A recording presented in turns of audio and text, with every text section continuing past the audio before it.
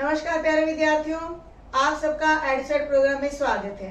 मैं गणित प्रवक्ता विमी गोयल आज आपको स्टेट टाइम के बारे में पढ़ाने जा रही हूँ। आज हम डिस्कस करेंगे 10.3 के क्वेश्चंस की प्रैक्टिस। अभी तक हमने क्या पढ़ा, किसी लाइन की स्लोप क्या होती है, उस स्लोप को फाइंड आउट करने के कौन कौन से फॉर्मूलाज हैं। हमने पढ़ा किसी लाइन की डिफरेंट फॉर्म्स क्या होती हैं, किसी लाइन की जनरल इक्वेशन क्या होती है, जनरल इक्वेशन को डिफरेंट फॉर्म्स में कैसे रिड्यूस किया जाता है। तो 10.3 के अंदर हम इन क्वेश्चंस की प्रैक्टिस करेंगे, क्योंकि प्रैक्टिस के बिना जितने भी ये कंसेप्ट है उनको क्लियर नहीं किया जा सकता। ये तो अभी हमने डेरिवेशन पढ़ी है, डेरिवेशन के बाद क्वेश्चंस की प्रैक्टिस जरूरी है। तो चलिए स्टार्ट करते हैं 10.3। What is the first question? First question क्या है? Reduce the equation into slope intercept form and find its slope and y intercept. सबसे पहले तो हमें यह पता होना चाहिए कि स्लोप इंटरसेप्ट फॉर्म क्या होती है। स्लोप इंटरसेप्ट फॉर्म होती है y is equal to m x plus c. यहाँ पर m क्या होती है? m इज़ द स्लोप और c क्या होता है? That is y intercept. तो यानी कि जो हमारे पास इक्वेशन है 6x plus 3y minus 5 is equal to 0, उसको हमने इस फॉर्म के अंदर लिखना है। तो इस फॉर्म में आप राइट हैंड साइड पर और लेफ्ट हैंड साइड पर क्या देख रही हैं? लेफ्ट हैंड साइड पर हमारे पास है y, यानी कि इस इक्वेशन में हम सिर्फ y वाली टर्म को लेफ्ट हैंड साइड पर रखेंगे और बाकी दोनों टर्म्स को हम राइट हैंड साइड पर ले जाएंगे। अब लेफ्ट हैंड साइड पर 3 इंटू वाई है, लेकिन स्लोप इंटरसेप्ट फॉर्म में आप देख रहे हैं y का कोफिशिएंट 1 है, यानी कि इस इक्वेशन को जब हम 3 से डिवाइड करते हैं तो हमारे पास इक्वेशन क्या आ जाती है? y equal to minus 2x plus 5/3। अब इस इक्वेशन को इस स्लोप इंटरसेप्ट फॉर्म के साथ जब हम कंपेयर करते हैं तो हम यहाँ कह सकते हैं कि स्लोप क्या है? -2 और y इंटरसेप्ट क्या है? 5/3। यानी कि अब किसी भी इक्वेशन को आप स्लोप इंटरसेप्ट फॉर्म में इजीली रिड्यूस कर सकते हैं और वहाँ से आप स्लोप और y इंटरसेप्ट को निकाल सकते हैं। क्वेश्चन काफ़ी आसान था। हाँ जी, कैसे लगा ये क्वेश्चन? काफी आसान था। हमने सीखा कि अगर किसी लाइन की जनरल इक्वेशन गिवन है तो उसको स्लोप इंटरसेप्ट फॉर्म में कैसे रिड्यूस करना है। इसी तरह हम किसी लाइन की जनरल इक्वेशन को नॉर्मल फॉर्म में भी रिड्यूस कर सकते हैं, इंटरसेप्ट फॉर्म में भी रिड्यूस कर सकते हैं। तो चलिए देखते हैं कि जनरल इक्वेशन को हमने अलग अलग फॉर्म्स में कैसे रिड्यूस करना है। पहले क्वेश्चन के अंदर हमने इक्वेशन को रिड्यूस किया था स्लोप इंटरसेप्ट फॉर्म में, लेकिन सेकंड क्वेश्चन के अंदर हम क्या करेंगे? जो भी इक्वेशन दी गई है उसको हमने रिड्यूस करना है इंटरसेप्ट फॉर्म में and find it's intercepts on the axis. तो पहले हमें ये क्लियर होना चाहिए इंटरसेप्ट फॉर्म क्या होती है। इंटरसेप्ट फॉर्म होती है x/a plus y/b is equal to 1, यानी कि अगर हमारे पास कोऑर्डिनेट एक्सिस के बीच में कोई एक लाइन ऐसे दी गई है L, जो कि x एक्सिस को टच कर रही है एट पॉइंट A और y एक्सिस को टच कर रही है एट पॉइंट B। तो यानी कि यहाँ पर x इंटरसेप्ट क्या है? A है और y इंटरसेप्ट क्या है? B है। तो x एक्सिस के ऊपर ये पॉइंट बनाता है a,0 और y एक्सिस के ऊपर पॉइंट बनाती है 0,b। तो ये हमारी है intercept form x/a plus y/b is equal to 1। ये फॉर्म हमने बनानी है। इक्वेशन क्या दी गई है? 3x plus 2y minus 12 is equal to 0। हमने इस इक्वेशन को ध्यान में रखना है।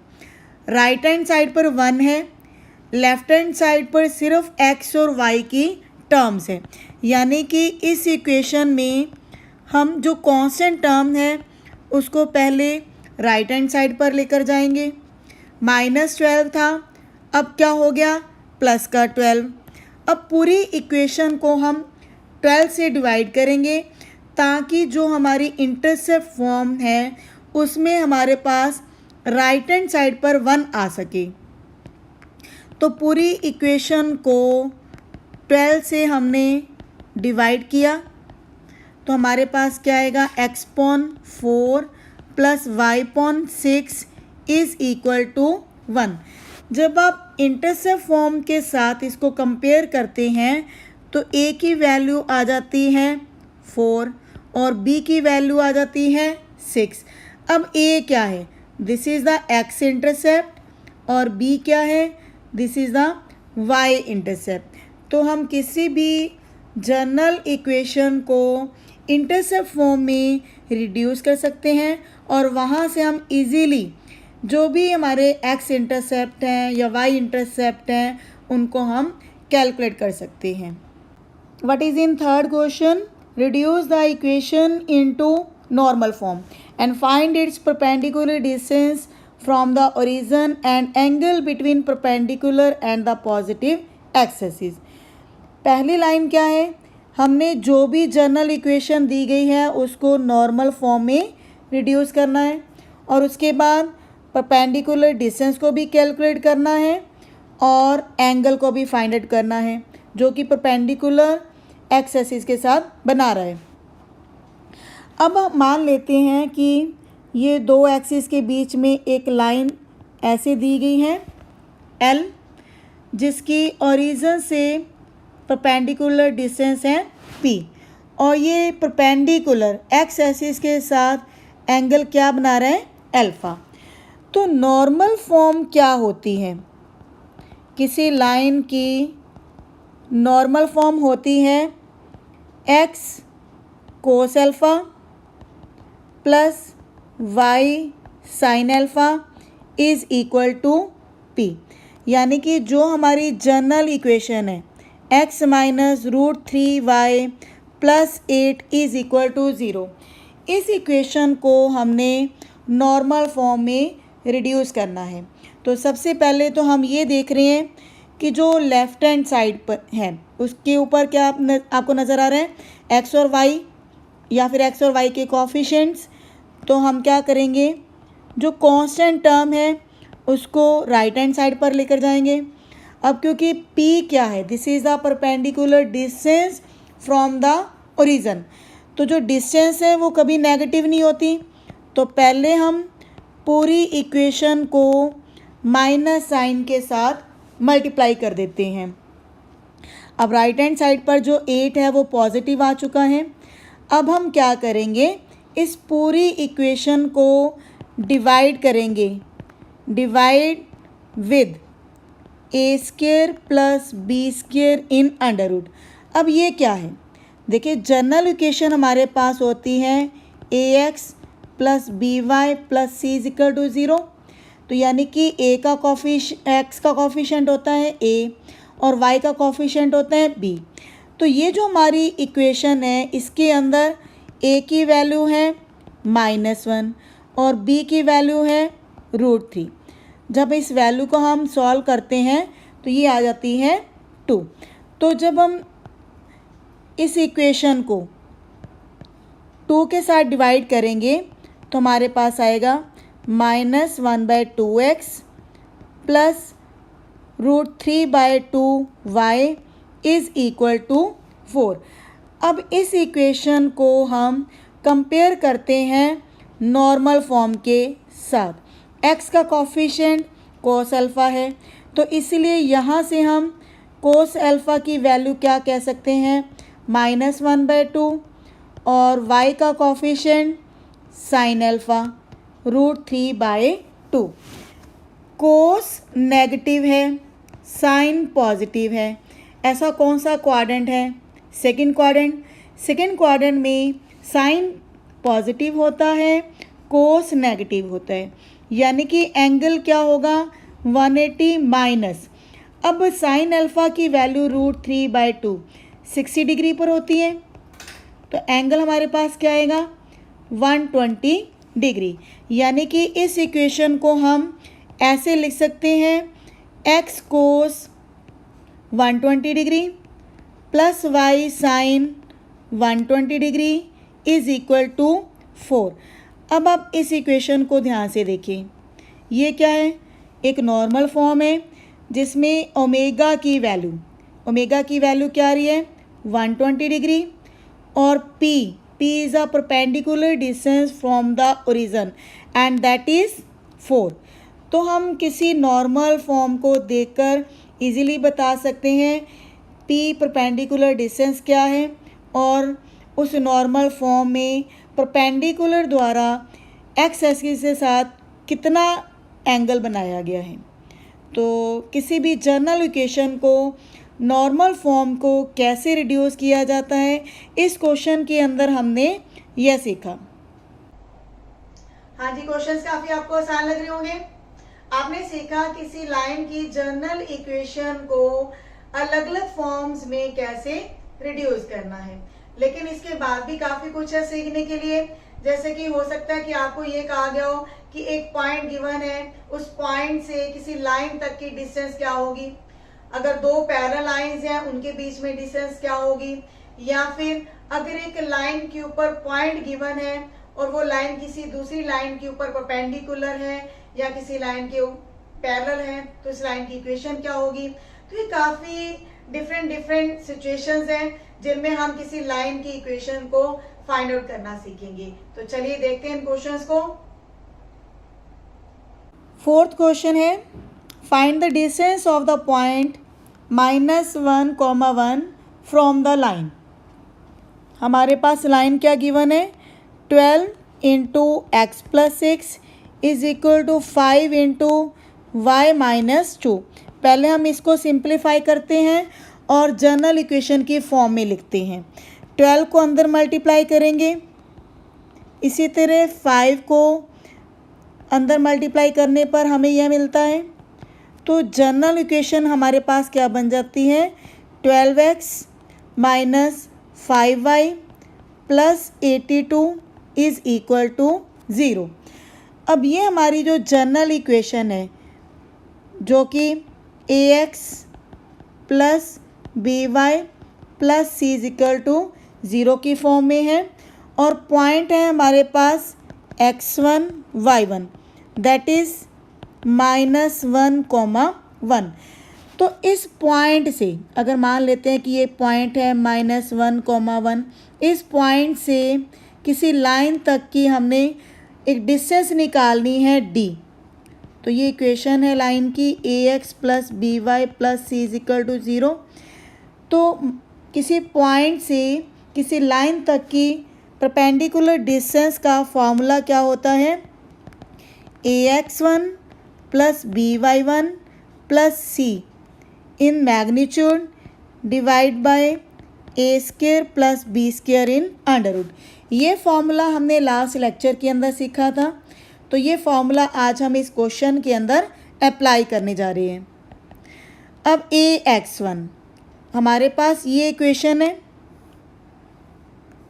तो यहाँ पर 12 × x1 क्या है किसी पॉइंट का x कोऑर्डिनेट -5 × y1 की वैल्यू है 1 + 82 इन मैग्नीट्यूड डिवाइड बाय a²। अब a क्या है x का कोफिशिएंट, इक्वेशन के अंदर x का कोफिशिएंट है 12 और y का कोफिशिएंट है -5। तो अब हम देखते हैं हमारे पास क्या वैल्यूज़ आती हैं -12 -5 + 82 इन मैग्नीट्यूड डिवाइड बाय 144 + 25 इन √। तो ये वैल्यू जब हम सॉल्व करते हैं तो हमारे पास क्या आएगा 65। अब 65 का मैग्नीट्यूड तो 65 ही आएगा। अब 144 में जब हम 25 को ऐड करते हैं तो ये आएगा 169, और 169 का अंडर रूट क्या होता है 13। तो जब 65 को 13 के साथ डिवाइड करते हैं तो ये वैल्यू आती है 5 यूनिट्स। क्योंकि डिस्टेंस है इसीलिए हमने इसके साथ यूनिट वर्ड लगाया है। यूनिट का मतलब सेंटीमीटर, मीटर, किलोमीटर, ये कुछ भी हो सकते हैं। तो डिस्टेंस का फॉर्मूला काफ़ी आसान है। जो भी हमारे पास इक्वेशन है उसके अंदर हमने ये पॉइंट जो है रिप्लेस कर देना है और वैल्यू को हमने मैग्नीट्यूड के अंदर रखना है। क्योंकि डिस्टेंस जो होती है वो हमेशा पॉजिटिव होती है, नेगेटिव नहीं होती। और उसमें हमने क्या लिया डिनोमिनेटर में a² plus b² in under root. तो इस तरह से आपने देखा किसी भी पॉइंट से किसी लाइन तक के डिस्टेंस को कैसे कैलकुलेट करना है। Fifth question is find the points on x axis whose distance from the line are 4 units. हमने एक्स एक्सिस के ऊपर वो सभी पॉइंट्स फाइंड आउट करने हैं जिनकी डिस्टेंस इस लाइन से कितनी है 4 यूनिट्स। तो मान लेते हैं कि अगर हमारे पास पॉइंट है x1 y1, इस पॉइंट की किसी लाइन तक की डिस्टेंस d और लाइन की इक्वेशन है ax plus by plus c is equal to 0। तो d डिस्टेंस का फॉर्मूला क्या होता है ax1 plus by1 plus c in magnitude divide by in under root a² plus b²। ये हमारे पास फॉर्मूला होता है। लेकिन ये जो हमारा पॉइंट है अब किसके ऊपर लाई करता है एक्स एक्सिस के ऊपर।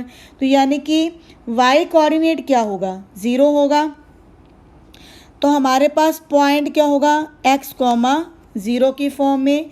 तो इस पॉइंट से हमने लाइन के ऊपर डिस्टेंस 4 लेनी है। लेकिन जो लाइन है वो अभी इंटरसेप्ट की फॉर्म में है, इसको हमने जनरल फॉर्म में रिड्यूस करना है।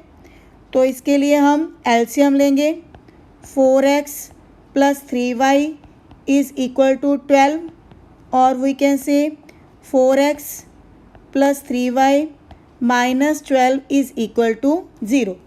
अब हम इस पॉइंट से इस लाइन के ऊपर डिस्टेंस ले सकते हैं d, और d क्या दे रखी है 4 यूनिट्स। तो ये होगी 4x plus 0 minus 12 in magnitude divide by 4² plus 3² in under root. क्योंकि इस इक्वेशन में x का कॉफिशेंट है 4 और y का कॉफिशेंट है 3। अब क्योंकि मैग्नीट्यूड है तो यहाँ पर हमारे पास प्लस माइनस 2 वैल्यूज़ आती हैं। तो 4x माइनस 12, अभी इसको हम मैग्नीट्यूड में ही रखते हैं 4 इंटू ये जो डिनोमिनेटर में है हमारे पास ये वैल्यू सॉल्व होकर 5 आएगी और इसको हम 4 के साथ क्रॉस मल्टीप्लाई करेंगे। अब हम 4x माइनस 12 इसकी प्लस माइनस 2 वैल्यूज़ ले लेते हैं। पूरी इक्वेशन को 4 से डिवाइड कर सकते हैं तो x माइनस 3 क्या आ जाएगा प्लस माइनस 5। जब हम प्लस साइन लेंगे तो x की वैल्यू आ जाती है 8। जब हम माइनस साइन लेंगे तो x की वैल्यू आ जाएगी -2। तो इस तरह x एक्सिस के ऊपर 2 पॉइंट्स आ जाते हैं, points on x axis that will B 8, 0 and -2, 0। तो ये 2 पॉइंट्स ऐसे हैं जिनकी गिवन लाइन से परपेंडिकुलर डिस्टेंस क्या है 4 यूनिट्स है। 6th question is find the distance between parallel lines. इस क्वेश्चन में हमारे पास क्या गिवन है 2 पैरेलल लाइंस हैं और उनके बीच में हमने डिस्टेंस फाइंड आउट करनी है। तो 2 पैरेलल लाइंस ले लेते हैं। पहली लाइन की इक्वेशन ले लेते हैं ax plus by plus c1 equal to 0। दूसरी लाइन की इक्वेशन ले लेते हैं ax plus by plus c2 equal to 0। ये हमने इक्वेशंस ऐसी क्यों ली हैं क्योंकि दोनों लाइंस पैरेलल हैं तो उनकी स्लोप्स इक्वल होंगी। स्लोप्स इक्वल होंगी तो उनके एक्स और वाई के कोफिशिएंट्स इक्वल होंगे, सिर्फ जो उनकी कांस्टेंट टर्म्स हैं वो डिफरेंट होंगी। तो हमने सीखा था उन दो पैरेलल लाइंस के बीच में डिस्टेंस डी का फार्मूला क्या होगा, C2 minus C1 in magnitude divided by in under root A square plus B square. अब यहाँ पर जो दो इक्वेशन हमें दी गई हैं, पहली इक्वेशन है 15x plus 8y minus 34 is equal to 0। दूसरी इक्वेशन है 15x plus 8y plus 31 is equal to 0। तो यहाँ पर C1 है माइनस 34, C2 है 31। A और B क्या है, यहाँ पर A की वैल्यू है 15 और B की वैल्यू है 8। तो ये सभी वैल्यूज़ हम इस डिस्टेंस G के फॉर्मूले में रिप्लेस करेंगे। तो 31 minus minus 34 in magnitude divide by A square plus B square in under root. तो 31 में जब 34 को ऐड करेंगे तो ये वैल्यू हमारे पास क्या आएगी, 65। 15 का स्क्वायर 225, 8 का स्क्वायर 84। तो ये हमारे पास आएगा 289। 289 किसका अंडर रूट होता है, सॉरी किसका स्क्वायर होता है, 17 का। तो 289 का अंडर रूट सॉल्व होकर हमारे पास आता है 17। इस तरह से हमारे पास दो पैरेलल लाइंस के बीच में डिस्टेंस आ चुकी है 65 divided by 17। Seventh question is find the equation of line parallel to this line and passing through -2, 3। Question काफ़ी इजी है। हमें एक ऐसी लाइन की इक्वेशन निकालनी है जो किसी दूसरी लाइन के पैरेलल है और उसी इक्वेशन है 3x minus 4y plus 2 is equal to 0। यानी कि इन दोनों की जो स्लोप्स हैं वो इक्वल होंगी। m1 is equal to m2। अब m2 स्लोप कैसे निकलेगी, m2 स्लोप का फार्मूला है, अगर हमारे पास कोई लाइन जनरल फॉर्म में है तो उसका फार्मूला होता है minus coefficient of x divide by coefficient of y। तो m1 स्लोप हमारे पास आ जाएगी माइनस ऑफ, अब x का कोफिशिएंट है 3 और y का कोफिशिएंट है -4, तो ये स्लोप आ जाती है 3.4। अब हमारे पास स्लोप है, पॉइंट गिवन है -2, 3। तो हम किसी लाइन की इक्वेशन लिखने के लिए कौन सी फॉर्म यूज़ करेंगे, पॉइंट स्लोप फॉर्म। तो वो होती है y minus y1 is equal to m into x minus x1। तो यहाँ पर y1 की वैल्यू कितनी है 3, स्लोप कितनी है 3.4 और x1 की वैल्यू है -2। तो यहाँ पर साइन चेंज हो जाएंगे, x प्लस 2 हो जाएगा। इसके बाद सिंपल है कि 4 को आपने क्रॉस मल्टीप्लाई करना है और 3 को अंदर मल्टीप्लाई करना है। तो इसके बाद आपके पास एक जनरल इक्वेशन बन जाएगी। तो क्वेश्चन में आपने क्या देखा, हमने एक ऐसी लाइन की इक्वेशन निकालनी थी जो किसी दूसरी लाइन के पैरेलल है। तो इसके अंदर हमने एक जनरल फार्मूला यूज़ किया है स्लोप का, minus of coefficient of x divided by coefficient of y। तो इस क्वेश्चन में ये थोड़ा सा डिफरेंट था और बाकी हम चीज़ें पहले ही कर चुके हैं। पॉइंट स्लोप फॉर्म, तो इस फॉर्म के अंदर हमने स्लोप और पॉइंट को फिलअप किया और किसी लाइन की इक्वेशन को फाइंड आउट किया। 8th question is find the equation of line perpendicular to the line and having x intercept 3। तो हमने एक लाइन ले ली जिसकी इक्वेशन निकालनी है और ये लाइन किसी दूसरी लाइन के ऊपर परपेंडिकुलर है जिसकी इक्वेशन है x minus 7y plus 5 equal to 0। इस लाइन की स्लोप क्या होगी, minus of coefficient of x divide by coefficient of y. तो कोफिशिएंट ऑफ एक्स क्या है, एक्स का कोफिशिएंट हमारे पास 1 है, वाई का कोफिशिएंट है -7, तो ये स्लोप हमारे पास क्या आ गई 1/7। अब हमने जो लाइन जिसकी इक्वेशन निकालनी है उसकी स्लोप अगर हम m1 मान लेते हैं तो दो परपेंडिकुलर लाइंस की स्लोप का क्या रिलेशन होता है, हमने यह सीखा था m1 into m2 is equal to -1। यानी कि अगर हमने m1 स्लोप निकालनी है तो वो दूसरी लाइन की स्लोप का क्या होगा, नेगेटिव रेसिप्रोकल। तो m1 स्लोप हमारे पास आ जाएगी -7। अब हमारे पास x इंटरसेप्ट गिवन है 3। तो x इंटरसेप्ट का मतलब है कि उस लाइन के ऊपर पॉइंट क्या गिवन है 3,0। अब पॉइंट गिवन है और स्लोप हमने निकाल ली, तो हम कौन सा फार्मूला यूज़ करेंगे, y minus y1 is equal to m into x minus x1। ये होता है स्लोप पॉइंट स्लोप फार्मूला। तो इसमें y कोऑर्डिनेट तो 0 है, स्लोप अभी हमने कैलकुलेट की है -7 और x1 है 3। तो यहाँ से हमारे पास लाइन की जनरल इक्वेशन क्या बनेगी, 7x plus y minus 21 is equal to 0।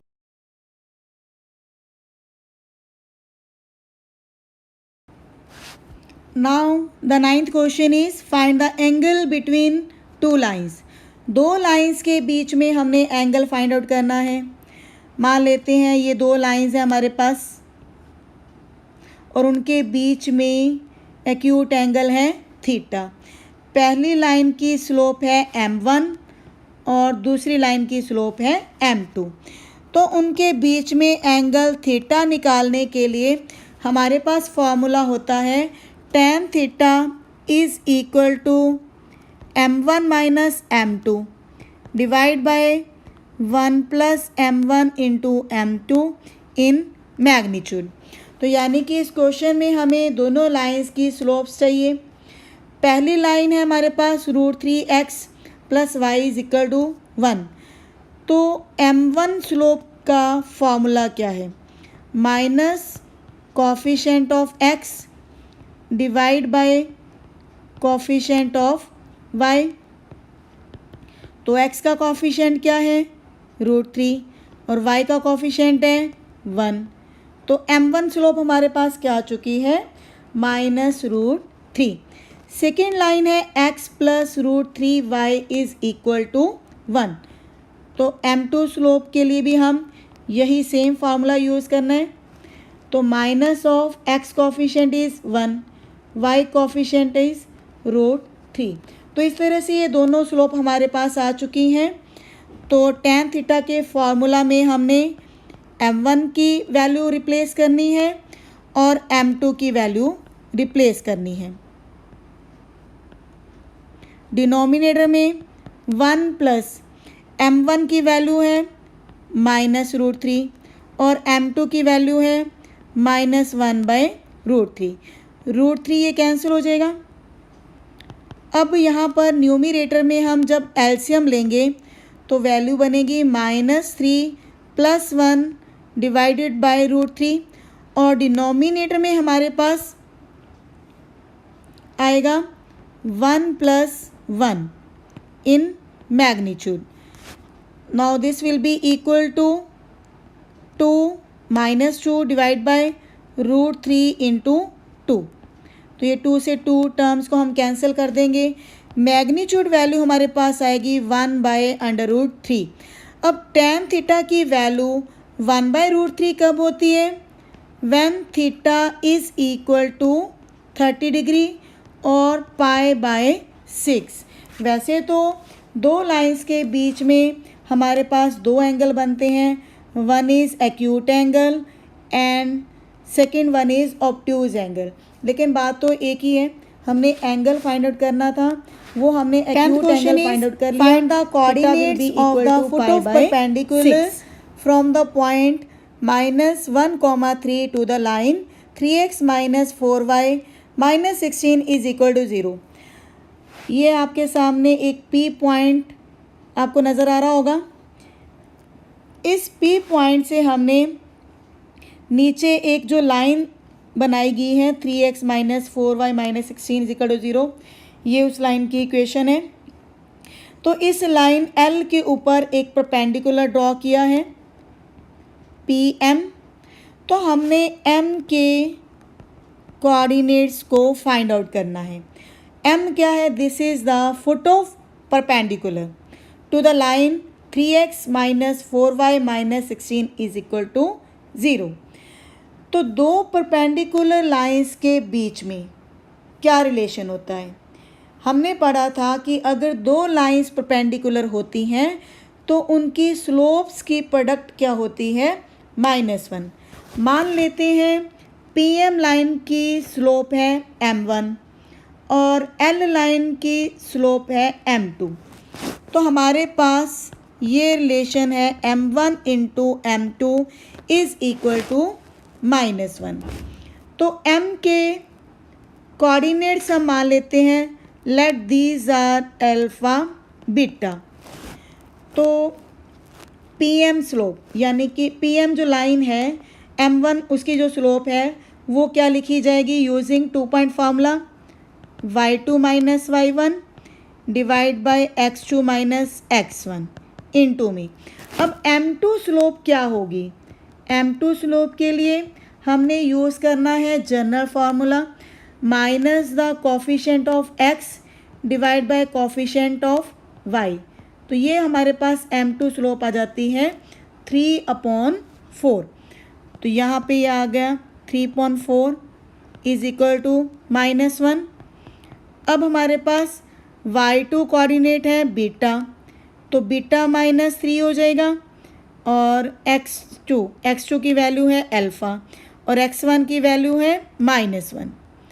Now this will be equal to -4/3। तो यहाँ से हम कह सकते हैं बीटा -3 अपॉन में अल्फ़ा +1 इज इक्वल टू -4/। अब यहाँ से ये हमारी एक इक्वेशन बन जाती है 3 beta -9 is equal to -4 alpha -4 and this will implies 4 alpha plus 3 beta is equal to 5। ये हमारी इक्वेशन फर्स्ट आ गई। अब क्या करेंगे कि जो हमारा पॉइंट M है ये किस लाइन के ऊपर लाई कर रहा है? लाइन L के ऊपर, यानी कि जो M के कोऑर्डिनेट्स हैं अल्फ़ा बीटा, इस लाइन को सेटिस्फाई करेंगे 3x - 4y - 16 is equal to 0 को। तो यहाँ से हमारे पास ये रिज़ल्ट भी निकल आएगा 3 alpha -4 beta is equal to 16। ये हमारे पास आ जाती है सेकंड इक्वेशन। जब हम इन दोनों इक्वेशंस को सॉल्व करेंगे तो हमें अल्फ़ा और बीटा की वैल्यूज़ मिल जाएंगी। तो इन दोनों इक्वेशंस को सॉल्व करने पर अल्फ़ा की वैल्यू आ जाती है 68.25 और बीटा की वैल्यू आ जाती है -49.25। तो इस तरह से आप M के कोऑर्डिनेट्स लिख सकते हैं। तो M के कोऑर्डिनेट्स क्या होंगे? That will be 68.25, -49/25। तो M क्या है? This is the foot of perpendicular. Last question is if P is the length of perpendicular from the origin to line whose intercepts on the axis are A and B, then show that. हमें जो prove करना है ये तो हम बाद में देखेंगे। हमें क्या दिया गया? एक लाइन ऐसी है जिसके इंटरसेप्ट्स गिवन है A एंड B। तो हम एक लाइन जिसके इंटरसेप्ट्स गिवन है उसकी इक्वेशन ले लेते हैं और इसको लिख लेते हैं x/a plus y upon b minus 1 equal to 0। अब इस इक्वेशन की ओरिजिन से डिस्टेंस हमें क्या दी गई है, p। तो डिस्टेंस d का फॉर्मूला हमारे पास क्या था, ax1 plus by1 plus c in magnitude divide by a square plus b square in under root. तो यहाँ से हम p, जो डिस्टेंस d है वो p हमें दी गई है, वो हम ले रहे हैं a इंटू x1। a की वैल्यू तो यहाँ पर है 1/a और x की वैल्यू है 0, क्योंकि पॉइंट हमारे पास क्या है 0 0। इसी तरह b की वैल्यू है 1/b और y1 है हमारे पास 0 और c1 की वैल्यू यहाँ पर क्या है -1 divide by a square plus b square in under root, whole value will be written in magnitude. तो यहाँ से आप क्या करेंगे, ये वैल्यू क्रॉस मल्टीप्लाई करेंगे और हम स्केयरिंग भी लेंगे। तो यहाँ पर हमारे पास आ जाएगा 1/a square plus 1/b square. लेकिन जो p है उसको हम डिनोमिनेटर में नीचे ले जाएंगे, -1 in magnitude divide bye p square, क्योंकि ये हमने स्क्वायर ले लिया तो इसीलिए लेफ्ट हैंड साइड पर अंडर रूट ख़त्म हो जाएगा और राइट हैंड साइड पर p के ऊपर स्क्वायर आ जाएगा। तो इस तरह हमारे पास ये रिज़ल्ट आ जाता है 1/p square is equal to 1/a square plus 1/b square. यही रिज़ल्ट हमने प्रूव करना था। हाँ जी, 10.3 के क्वेश्चंस कैसे लगे? हमने 10.3 के काफी क्वेश्चंस को आज प्रैक्टिस किया। आपने देखा कि किसी जनरल इक्वेशन को डिफरेंट फॉर्म्स में कैसे रिड्यूस किया जाता है, दो पैरेलल लाइंस के बीच में डिस्टेंस क्या होती है, या और भी काफी क्वेश्चंस के अंदर आपने किसी लाइन की इक्वेशन को फाइंड आउट करना सीखा। तो मुझे उम्मीद है कि आज के लेक्चर को देखने के बाद स्ट्रेट लाइन के जितने भी क्वेश्चंस हैं आप बिना किसी हेल्प के सॉल्व कर सकेंगे। तो जरूरत है स्ट्रेट लाइन के क्वेश्चंस की प्रैक्टिस की, क्योंकि ये टॉपिक बहुत इंटरेस्टिंग भी है और इम्पॉर्टेंट भी है। एग्जाम में काफी क्वेश्चंस आपको स्ट्रेट लाइन के मिलेंगे। तो स्ट्रेट लाइन जो टॉपिक है इसको कई स्टूडेंट्स डिफिकल्ट मानते हैं। डिफिकल्ट इसलिए मानते हैं क्योंकि वो इनकी प्रैक्टिस नहीं करते। जितनी आप इस चैप्टर की प्रैक्टिस करेंगे ये चैप्टर आपके लिए और इजी होता जाएगा। तो मैं उम्मीद करती हूँ कि आपको ये लेक्चर अच्छी तरह से समझ आ गया होगा और आप इस चैप्टर की अच्छी से प्रैक्टिस करेंगे। मिलते हैं नेक्स्ट वीडियो में। Thank you.